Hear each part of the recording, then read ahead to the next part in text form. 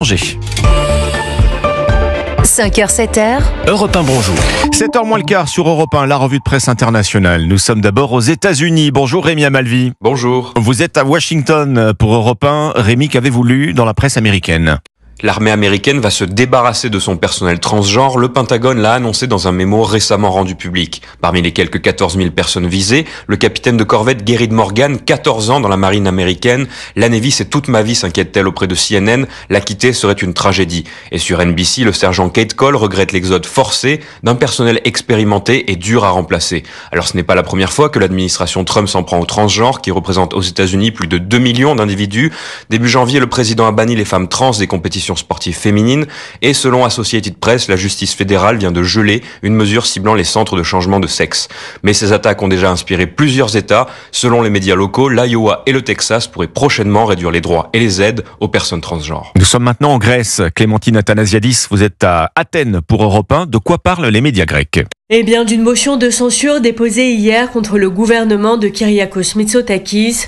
Le texte qui reproche au pouvoir une incompétence criminelle a été présenté par plusieurs partis de gauche, dont le PASOK et Syriza, souligne le quotidien IAVI. 2 ans après la collision de 2 trains ayant causé la mort de 57 personnes, le gouvernement fait face à une contestation sans précédent, indique le journal Ikathemerini.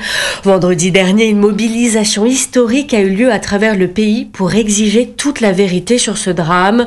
Le pouvoir est notamment accusé de dissimuler les causes de cet accident meurtrier, rappelle le quotidien IAVI.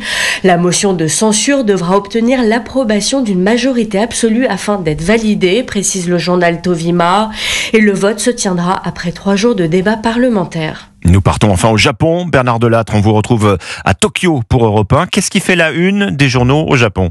Les feux de forêt. Dans le nord du pays, ils ont dévasté 3000 hectares en une semaine. Une centaine de bâtiments brûlés et des milliers d'habitants évacués.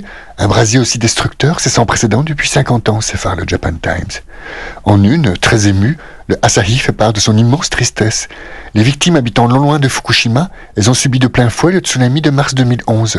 À l'époque, ces pauvres gens ont tout perdu et voilà qu'à nouveau, ils vont devoir reconstruire leur vie, se désole le quotidien. Un expert interrogé par la radio NHK attribue la catastrophe à 3 conséquences du réchauffement climatique, une sécheresse extrême, un manque de pluie et des vents violents.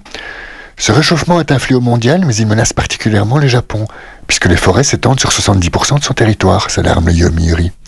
Hélas, le pire est probablement à venir, confirme le quotidien financier Nikkei. Merci Bernard Delattre, correspondant d'Europe 1 à Tokyo.